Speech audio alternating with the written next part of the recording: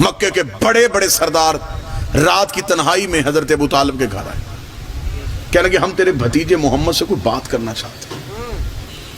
سرکار حضرت عمران نے کہا بیٹھو میں بلاتا ہوں۔ رسالت میں آپ کو بلایا، کیا کہنے ابو طالب تیری عزت کے، جس کے بلانے پہ نبی آیا کرتے ہیں۔ ہائے ہائے ہائے ہائے ہائے ہائے،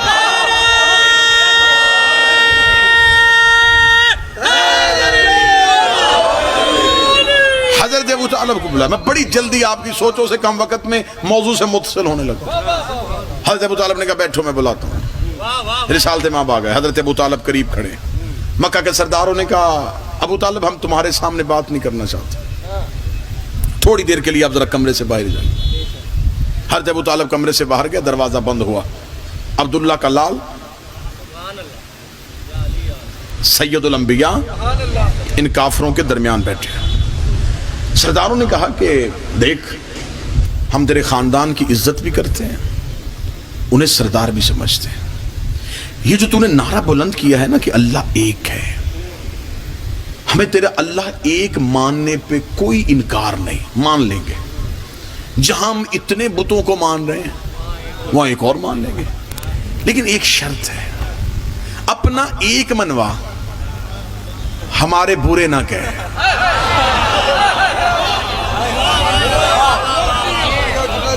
حضور ذرا دیکھیے گا، پہلے دن سے کفر کا مزاج دیکھیے گا، ذرا کفر کا مزاج دیکھیے گا۔ انہوں نے کہا جی اپنا منوا، پنجابی میں بات کہوں گا زیادہ، ساڑھے انو کچھ نہ آکھ،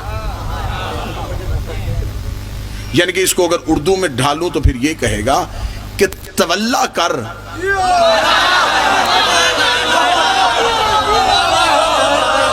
تبرہ نہ کر۔ یہ جو لا کہہ رہا ہے نا، تو لا یہ ہٹا دے، نہیں والا بات یہ ہٹا دے، تیرے خدا کو مان لیں گے، کچھ نہیں ہوتا، جہاں اتنے خدا ماننے تیرا بھی ایک مان۔ یہ جو ہم نے بنائے ہیں نا آخر اسے ہمارے باپ دادا پوچھتے رہے ہیں۔ اچھا کافروں کا یہ بھی مزاج ہے کہ یہ کہہ کے بھی حق سے انکار کر دیتے، اب باپ دادے کو چھوڑ دے۔ چلو دو چار بندے جو پہنچ گئے میں ان کا شکریہ ادا کرتا ہوں۔ میں کوشش کر رہا ہوں کہ پوری گفتگو کنائے میں ہو جائے۔ آج بھی کسی بندے سے کہہ دینا حق یہ ہے، وہ تو ٹھیک ہے لیکن باپ دادے کو چھوڑ دیں، ہمارا باپ دادا غلط تھا۔ تو باپ دادا تو ٹچ فون یوز نہیں کرتا تھا،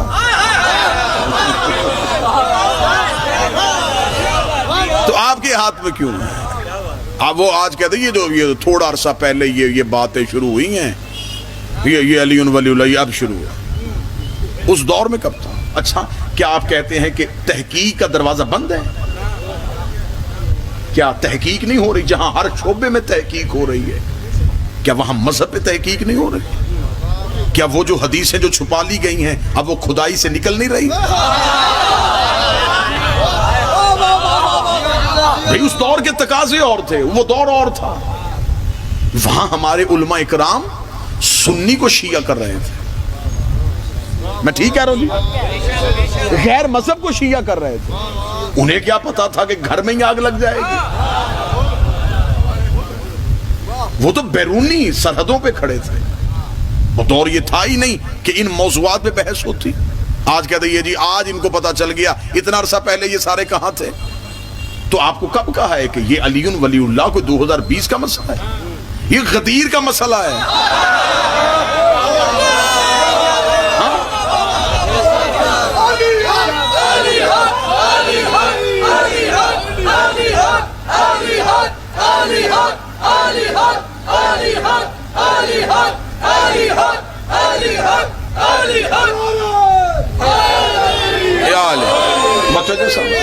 کوشش کرو کہ بڑی محبت سے پیغام پہنچ جائے، انتہائی بڑا شوگر کوٹڈ گولیاں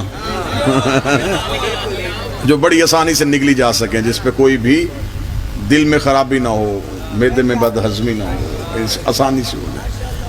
انہوں نے کہا کہ تو بات یاد ہے ہمارے خداؤں کو برا نہ کہیں، اپنا منوا لیں۔ رسول نے کہا نہیں ایسا نہیں ہو سکتا، حق منوانے کے لیے انکار پہلے کرنا پڑتا ہے، پہلے جھوٹوں سے نفرت کرنی پڑتی ہے، پھر سچوں سے پیار کرنا پڑتا ہے۔ اب میں پورا منظر آپ کے سامنے پڑھنے لگا. اچھا انہوں نے کہا چل ٹھیک ہے. اچھا عبداللہ کا بیٹا ابو طالب کا بھتیجا یہ بتا, یہ جو تو اپنا دین منوا رہا ہے اس میں تیرا مطمع نظر کیا ہے؟ کہیں تو عرب میں حکومت تو نہیں چاہتا؟ اگر تیرا مطالبہ عرب میں حکومت کرنا ہے, ہم یہ عام افراد نہیں بیٹھے آئے, ہم ایک ایک بندے کے کہنے پہ کئی قبائل ہیں, ہم اکٹھے ہو کے تجھے لکھ کے دیتے ہیں, ہم تجھے حکومت بھی دیں گے. جسے موضوع کی ابتدا یاد ہے کہ اللہ کی حجت کو حکومت کی ضرورت نہیں ہے, ہم تمہیں حکومت بھی دیں گے اور اگر حکومت سے بھی راضی نہ ہو عرب کے بڑے گھر سے رشتہ بھی دیں گے. یہ شروع سے کافروں کی عادت تھی, وہ اکثر رشتے دے کے منوانے کی کوشش کیا کرتے.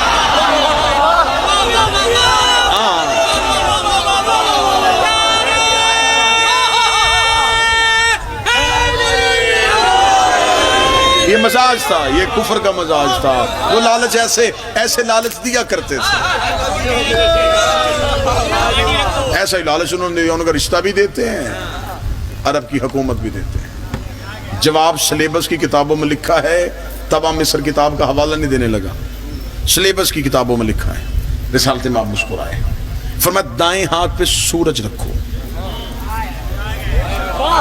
بائیں ہاتھ پہ چاند رکھو, میں پھر بھی تمہارے گھروں سے زیادہ ابو طالب کے گھر کو ترجیح دوں.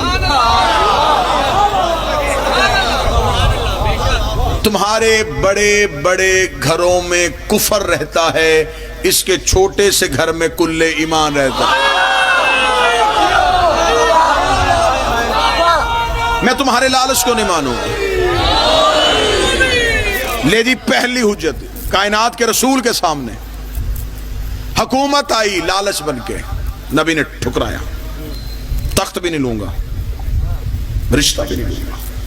بس یہ جملہ ذہن میں رکھنا, تخت بھی نہیں لوں گا, رشتہ بھی نہیں لوں گا. انہوں نے کہا چل ٹھیک ہے, تو نے بہت بڑی آفر ٹکرائی ہے, یہ عام نہیں تھی. تخت دینا, بڑے گھر کا رشتہ دینا, انکار کر دیا تو نے, اب ہم مقابلہ کریں گے. رسول نے کہا کہاں مقابلہ کرو گے, یہی لالچ لے کے پھر بھی تم ہمارے گھر آؤ گے. ہم تخت بھی ٹھکراتے ہیں, ہم تاج بھی ٹھکراتے ہیں. زیادہ سے زیادہ 1 منٹ ہوگا اور آپ کو نتیجہ سامنے جزیرہ نظر آنا شروع ہو جائے گا کہ وہ سامنے نتیجے پہ ہم پہنچ گئے ہیں. پھر میں تخت بھی ٹھکرایا, رشتہ بھی ٹھکرایا, تخت بھی نہیں لوں گا, رشتہ بھی نہیں لوں گا. یہی حکومت علی کے سامنے آ گئی. امیر المومنین نے فرمایا اٹھاؤ اپنی زخمی اونٹنی کو, تمہاری یہ حکومت میرے نزدیک بکری کے ناک سے بہتے ہوئے پانی سے بھی کم ہے. یہ حکومت سج دج کے دلہن بن کے حسن کے سامنے آ گئی. حسن نے چہرہ پھیر کے کہا جسے باپ طلاق دے دے وہ بیٹوں پہ حرام ہو جاتی ہے. یہ حکومت دھمکی بن کے حسین کے سامنے آ گئی. حسین نے کربلا میں چیر کے بتا دیا کہ حکومت کو ہم کچھ نہیں سمجھتے. یہی حکومت سجاد کے سامنے آ گئی. سجاد نے زنجیروں میں باندھ کے شام کی گلیوں میں رول کے رکھ دیا. یہی حکومت باکر کے سامنے آ گئی. باکر نے اپنے حلم کے ساتھ اس کے سینے کو چیر کے رکھ دیا. یہی حکومت صادق کے سامنے آ گئی. سچے خطبوں سے جھوٹے چہرے واضح کر کے دکھا دیے. یہی حکومت قاسم کے سامنے آ گئی.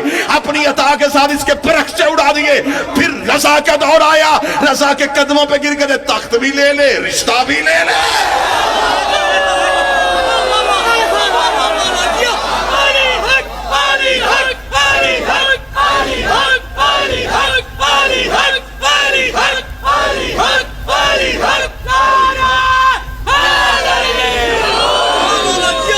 تخت بھی لے لے, رشتہ بھی لے لے. جو لالچ رسول کے سامنے آیا تھا. 8ویں امامت کا دور آیا, بندے وہی, نام تبدیل, لیکن صرف فرق بن گیا, اس دور میں کافر تھے, آج مسلمان بن گئے. لالچ نہیں بدلا, وہی لالچ آ کے پھر دینا شروع کر دیا. ہم تجھے رشتہ بھی دیتے ہیں, ہم تجھے تخت بھی دیتے ہیں. امام رضا علیہ السلام کے سامنے لالچ آ گیا, کیونکہ یہ 11 زیقات گزرا ہے, تو میں بالکل اسے علمی خیانت سمجھوں گا کہ دن بھی مجھے آج کا ملے اور میں شہنشاہ کی دہلیز میں سجدہ کروں. مالک سے کہا گیا کہ رشتہ بھی لے لے. اب بعض ہماری قوم کے بچوں کو یہ کہہ کے گمراہ کیا جاتا ہے کہ مامون محب اہل بیت. نہیں, ہارون کے دو بیٹے امین اور مامون, ایک ہی ماں کا تعلق عرب سے تھا, ایک ہی ماں کا تعلق عجم سے تھا. دونوں بھائیوں میں آپس میں حکومت کے لیے لڑائی اور جنگ بھی ہوئی تھی. مامون یہ چاہتا تھا کہ میں کوئی ایسا فعل سرزد مجھ سے ہو جس سے دنیا میری طرف راغب ہو, مسلمان میری طرف زیادہ آئیں. وہ چاہتا تھا کہ ہم پہ الزام ہے کہ ہم اہل بیت سے پیار نہیں کرتے. میرے باپ پہ سب سے بڑا الزام یہ رہا کہ اس نے نبی کے بیٹے کو ایک طویل عرصہ قید میں رکھا, لہٰذا میں اس الزام کو دھوں, میں امام کو ولی عہدی دوں, رشتہ دوں, تاکہ امام کے ساتھ تعلق پیدا کر کے اپنے سیاسی مقاصد حاصل کر سکوں. یہ محبت کی علامت نہیں تھی, سیاسی مقاصد حاصل کرنے کے لیے یہ سارا کھیل کھیلا گیا. امام رضا علیہ السلام کو پیغام دے دیا امام مدینہ سے نکل پڑے. اگر میں سفر پڑھوں گا تو میرا خیال ہے مجھے 1 گھنٹہ چاہیے صرف نیشہ پر پہنچنے کے لیے, کہ مدینہ سے امام نکل کے جب نیشہ پر تک آتے ہیں تو کون کون سے واقعات رونما ہوتے ہیں. میں بالکل قریب سے آ کے یہیں پہ آپ کو نتیجہ دینے لگا. امام پہنچ جاتے ہیں, جب امام پہنچتے ہیں تو امام کو ایک تخت پہ ایک مسند پہ بٹھایا جاتا ہے. مامون ایک بہت عالی شان دعوت کا بندوبست کیا, لوگوں کا رش ہے, دربار بھرا ہوا ہے. مامون نے کہا کہ ہم آپ کی بیعت کروانا چاہتے ہیں. امام تخت پہ بیٹھ کے مسکرائے, مسکرا کے فرمایا چلو بیعت کا سلسلہ شروع کرو. مامون نے لوگوں کو لائن میں قطار میں کھڑا کر دیا کہ اب تم نے باری باری جانا ہے اور امام کے ہاتھ پہ بیعت کرنی ہے. امام تخت پہ اپنی کرسی پہ بیٹھے ہوئے ہیں. تھوڑی دیر کے بعد مامون نے کہا کہ مالک لوگ بیعت کرنے کے لیے تیار ہیں, فرزند رسول آپ بیعت کروا کیوں نہیں رہے؟ امام نے کہا کیسے بیعت کروانی ہے؟ اس نے کہا آپ ہاتھ بڑھائیں تاکہ یہ آپ کے ہاتھ پہ بیعت کریں. امام نے مامون کا چہرہ دیکھا, تجھے نہیں پتا حجت کسی کی آگے یوں نہیں کرتے.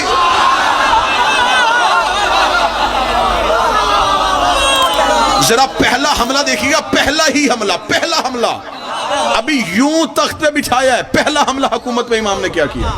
ذرا امام کی جنگ کرنے کا انداز دیکھنا. امام نے فرمایا یہ بیعت کب سے شروع ہوئی ہے؟ اللہ کی حجت تو ایسے بیعت نہیں کرواتی, خدا کی بیعت تو ایسے ہوتی ہے. اگر میں ایسے بیعت کروں گا تو لوگ آ کے میرے ہاتھ پہ ہاتھ رکھیں گے تو حجت کا ہاتھ تو نیچے آ جائے گا. مامون نے اب اپنی سب کی محسوس ہوتے, شرمندگی محسوس ہوتے ہوئے فوراً دیکھ کے کہنے لگا آپ تو فرزند رسول, آپ نے فوراً پہلا ہی عیب نکال دیا, یہ کیسے ہو سکتا ہے؟ بیعت ہی کرنی ہے نا, ایسے کر لیں یا ایسے کر لیں. امام نے کہا تو قرآن کی حدود کو توڑ رہا ہے. اس نے کہا کہاں قرآن کی آیت میں لکھا ہے کہ بیعت ایسے ہوتی ہے؟ امام نے فرمایا اللہ نے قرآن میں نہیں کہا ید اللہ فوق بایدیہم, اللہ کا ہاتھ بندوں کے ہاتھ کے اوپر ہوتا ہے.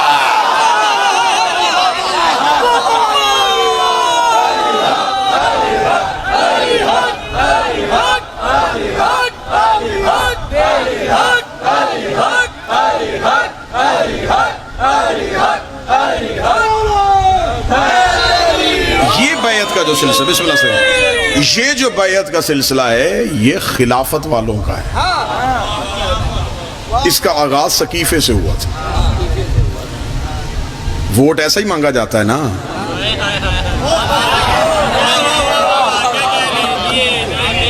حلف ایسے دیا جاتا ہے. مانگنے اور دینے کے فرق کو خلافت اور امامت کہتے ہیں. سمجھے نہیں آپ بات کو, سروں سے گزار دیا اپنے بات.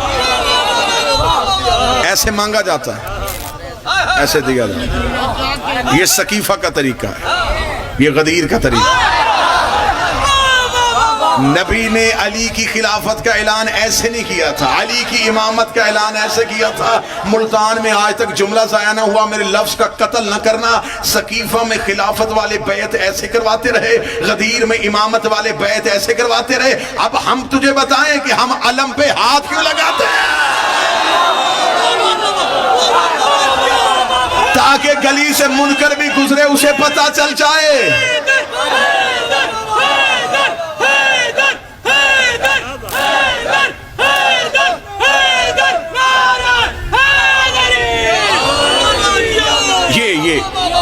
یہ جو طریقہ ہے یہ طریقہ امامت کا نہیں. بسم اللہ صلی اللہ, امامت کا طریقہ یہ ہے. حجت ایسے بیعت کرواتی ہے, ایسے نہیں کرواتی. اس لیے تو علم پہ ہاتھ ہے. غازی آج بھی 12ویں کی بیعت لے رہا ہے.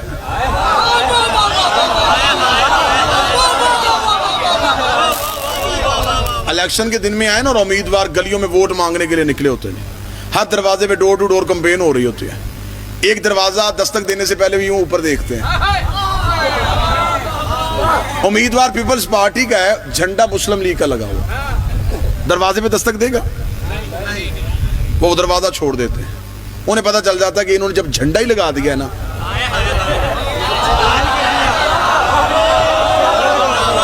اب انہوں نے کھل کے اعلان کر دیا ہے, اب ان کو ہم لالچ بھی دینا, انہوں نے نہیں بکنا. ہم کہیں بھی نا کہ ہم سڑک بنا دیں گے, سولنگ لگا دیں گے, آپ کا بچہ سرکاری ملازم کروا دیں گے, انہوں نے نہیں ماننا. اب یہ جھنڈا لگا چکے ہیں, اب یہ اعلان کر چکے ہیں, اس لیے ہم بھی چھت پہ غازی کا علم لگا لیتے ہیں کہ منکر چپ کر کے گلی بدل جائے کہ یہ سقیفے والا گھر نہیں, یہ غدیر والا گھر.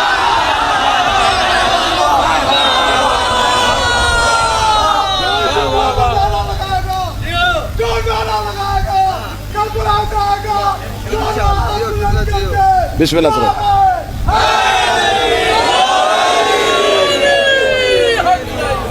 دشمن رکتا ہی نہیں دروازے. اب تو تھوڑے سلسلے تبدیل ہو گئے. ایک دور میں تھوڑے عرصہ پہلے بڑا سلسلہ چلتا تھا, ہر دروازے پہ دستک ہونی. چند مولانا ہوتے تھے, حضور شام کو ذرا مسجد میں آئیے گا, تھوڑی اللہ کی باتیں, دین کی باتیں, میٹھی میٹھی باتیں, مدنی کی باتیں. بادشاہ حسین کی قسم ہے, میں نے وہ ٹولہ بھی علم والے گھر کے دروازے پہ دستک دیتے نہیں دیکھا.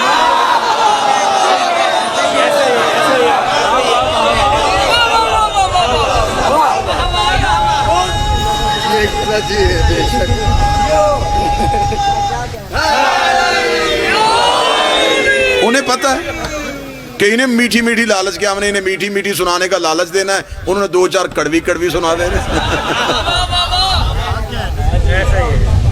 امام نے فرمایا بیعت ایسے نہیں ہوگی, بیعت ایسے.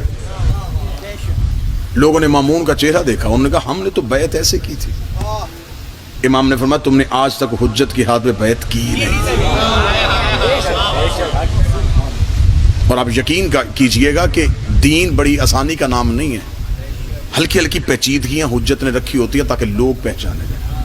جب امام نے بیعت کروانی شروع کی تو ایسے ہاتھ تھا نا, تو اب آئے لوگ ہاتھ پہ ہاتھ رکھ کے بیعت کر رہے ہیں. تھوڑی دیر بعد ایک عربی شخص آیا, اس نے چھوٹی انگلی سے بیعت شروع کر کے انگوٹھے پہ ختم کی. امام نے کہا پہلی بیعت اب ہوئی ہے.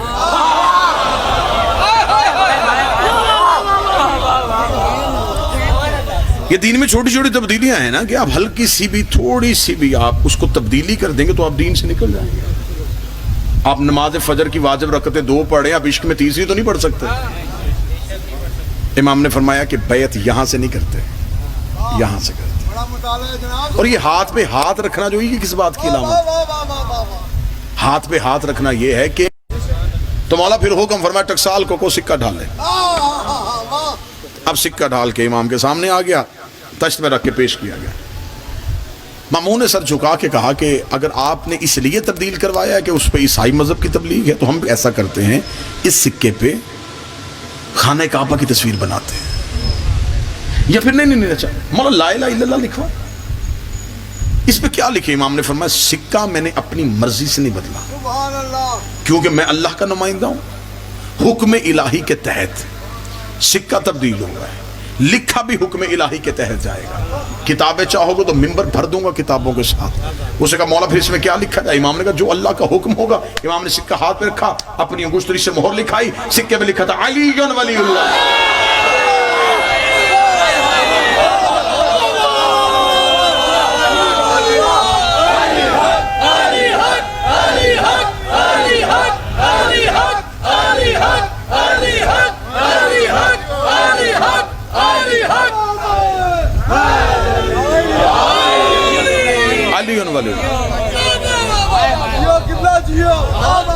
امام نے کہا سکہ علی ولی اللہ کا, سکہ چلے گئی علی ولی اللہ کا.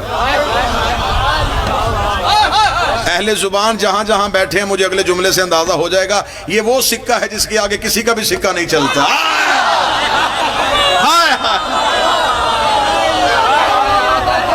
یہ وہ سکہ ہے جس کے آگے کوئی بھی سکہ نہیں چلتا. امام فرمایا سکہ تقسیم کر دو. اب سکہ اسلامی ممالک میں جانا شروع ہو گیا. یہ تھا مصلحت امامت کہ جو علی لفظ برداشت نہیں کرتے تھے علی ولی اللہ کا سکہ مجبوراً خریدنا پڑ گیا. تجارتی سے ہونی. اب بہترین پھر اہل زبان کے لیے جملہ کہنے لگا ہوں, پھر اہل زبان کے لیے, کیونکہ یہ اردو لطافتوں کو بڑا سمجھدار بڑی جلدی سمجھ آئیں گے. پھر کیا مصلحت امامت تھی کہ جب دشمن کے ہاتھ میں وہ سکہ آیا تو دل میں بغض علی, جیب میں ولایت.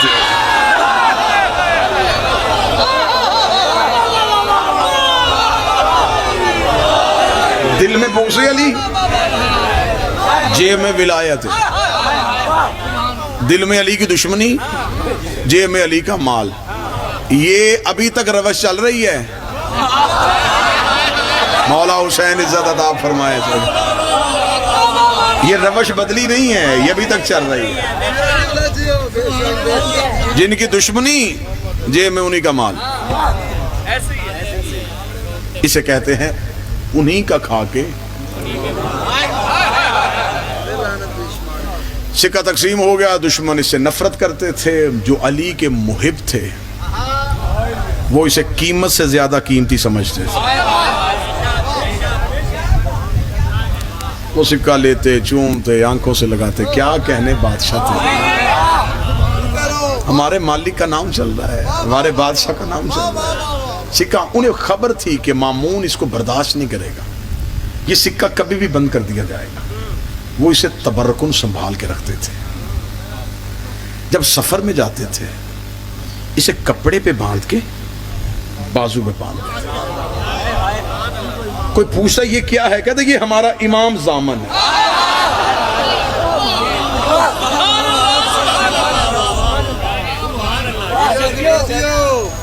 اور اس امام زامن کی ایک اور نشانی یہ تھی کہ کیونکہ اس دور میں مولا علی کی محبت چہروں سے نہیں پتا چلتا تھا, بندے روپ بدل کے تھے. کسی کے اندر لینا ہونا تو اس کے قریب بیٹھ کے باتیں کرنی, اس کا اندر لینا, پھر دربار میں جا کے اطلاع دینی کہ یہ علی سے پیار کرتا ہے. اب محبوں کے درمیان آپس میں ایک دوسرے کی نشانی یہ تھی کہ کسی دوسرے شہر میں گئے ہوتے, کسی دوسرے ملک میں گئے ہوتے, وہ اپنی شناخت سکے سے کرواتے تھے.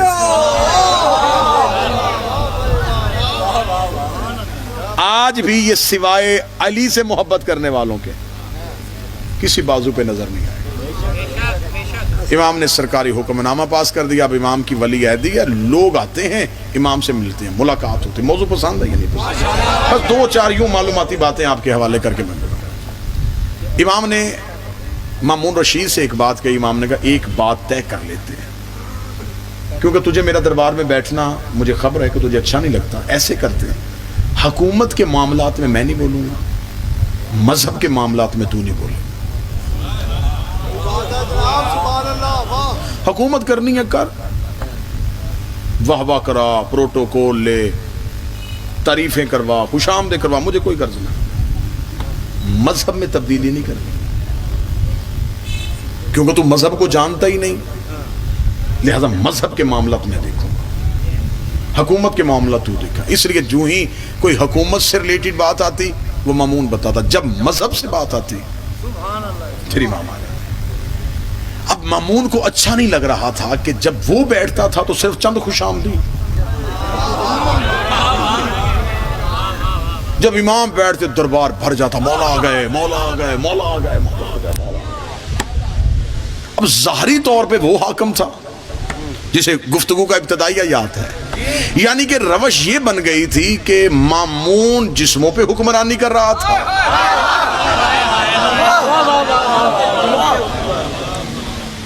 بالکل. کس رستے میں اقبال شاہ جی کہاں تک پہنچے ہیں جی؟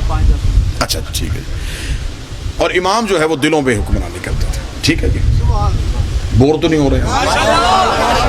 اب امام نے ایک دن یوں ہی ایسے تخت لگا ہوا ہے, مامون بیٹھا ہوا اور امام کی کرسی لگی ہوئی ہے. چند لوگ آ گئے, انہوں نے کہا مامون رشید اکٹھے ہو کے اس لیے آئے ہیں کہ گرمی بڑی ہے,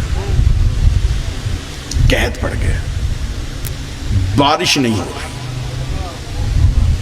تو کچھ کر سکتا ہے؟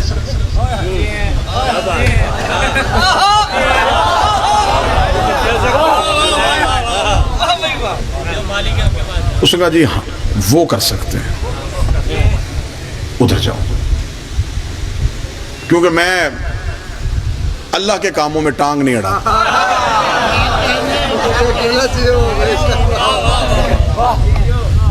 امام کی طرف لوگ آ گئے، فرزند رسول بارش نہیں ہو رہی۔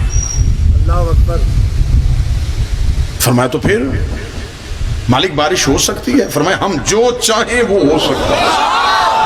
ہوئے ہوئے ہوئے ہوئے ہوئے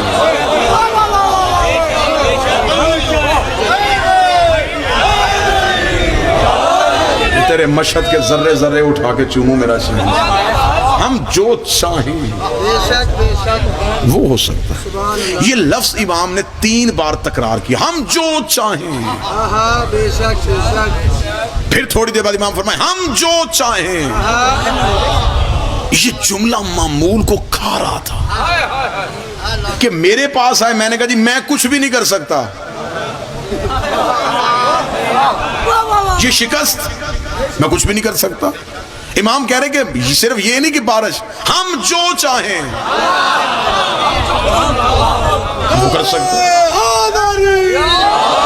انہوں نے کہا پھر بارش، امام نے کہا ایسے بارش نہیں، کل کا انتظار کرو، میدان سجاؤ، لوگوں کو اکٹھا کرو۔ کل کا دن آیا، لوگ میدان میں رش، آج امام آ رہے ہیں، آج امام کے حکم پہ بارش ہوگی۔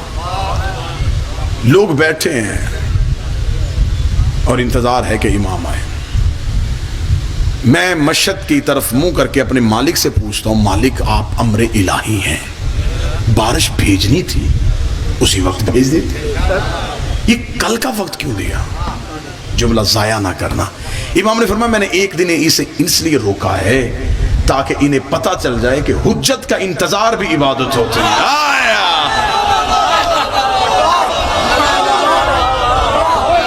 یہ انتظار والی عبادت لے۔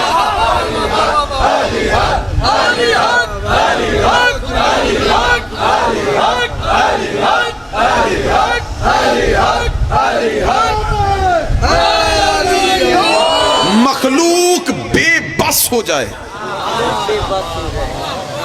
مخلوق کا کوئی بس ہی نہ چلے، پھر انہیں خبر ہو کہ کسی کا انتظار کرے۔ مخلوق بے بس ہو چکے تھے، امام کا انتظار ہوا۔ تھوڑی دیر بعد امام اپنے صحن مبارک سے باہر آئے۔ گرمی کے مارے ہوئے، قحط کے مارے ہوئے لوگوں کی نظریں امامت کی طرف گئیں۔ ٹھنڈا جھونکا امام کے چہرہ مبارک کی طرف سے آیا۔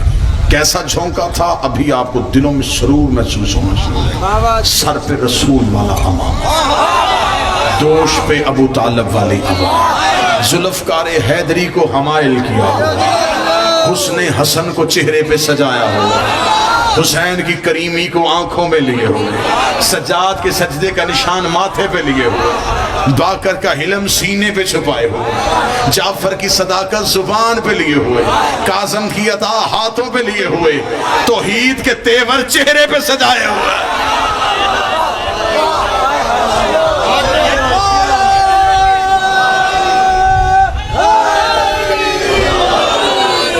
مخلوق نے صفیں چیرنی شروع کی۔ امام آ گئے، امام آ گئے، مسیح آ گیا، مشکل کشا آ گیا، حاجت روا آ گیا، والی آ گیا، مالک آ گیا، بادشاہ آ گیا۔ امام صفوں کو چیرتے ہوئے مخلوق کے بالکل درمیان آئے، یوں آسمان کی طرف نگاہ کی، اپنی انگلی کا رخ بدلا، یوں ہاتھ آسمان کی طرف، بار الہا ان پر رحم فرما۔ یہ کہہ کے امام نے دونوں ہاتھ کی ہتھیلیوں کی آسمان کی طرف کیا، بارش بھیج، انگلیوں کے ساتھ بادل چلے۔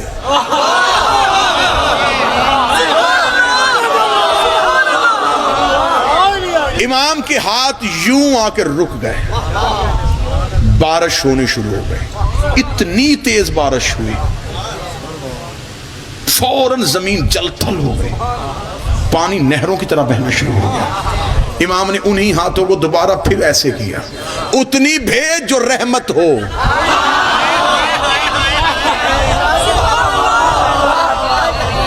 یہ کیا تھا؟ طاقت امامت. اگر ہاتھ یوں ہی رہتے قیامت تک برستی رہتی.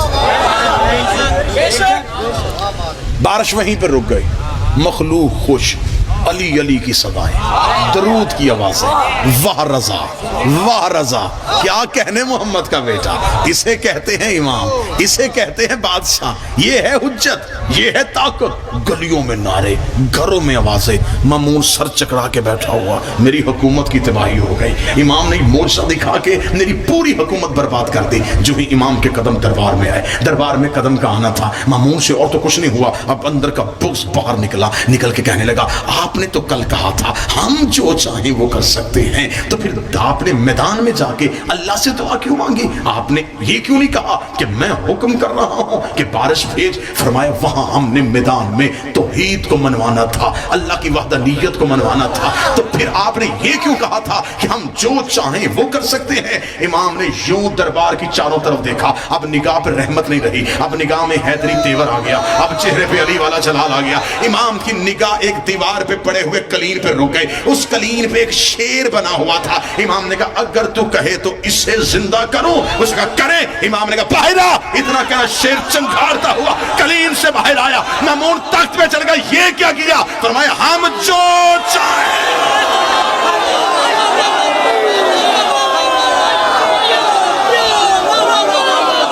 ہم جو چاہیں.